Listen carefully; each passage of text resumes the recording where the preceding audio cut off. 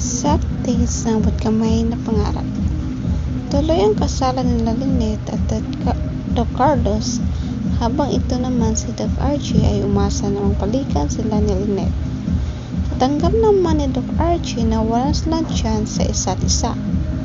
Masaya naman ang lahat sa kasal.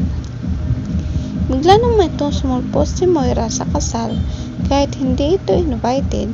May pinaplano man ito si Moira kay Lynette dahil ayaw ni Moira maging masaya si Lynette kay Carlos. Dahil si Moira, binabayaan na siya ni Doc Archie at ito'y nag-uumpisa na magulo sa kasal. Nagkulot itong si Lynette nandoon si Moira at sinurpresa ni Moira ang mga tao doon. May pinakita si Moira ng isang envelope na may laman ng DNA test result. Tinawag niya si Lynette at sinabihan na nagulat ka pa, Lynette.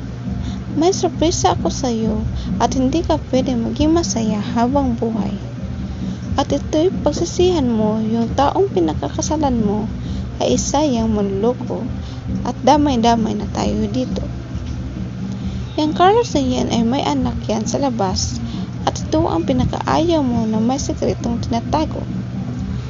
Ang anak mo Zoe, siya ang totoong ama at ito ang DNA test result na nagpapatunay na anak niya si Zoe.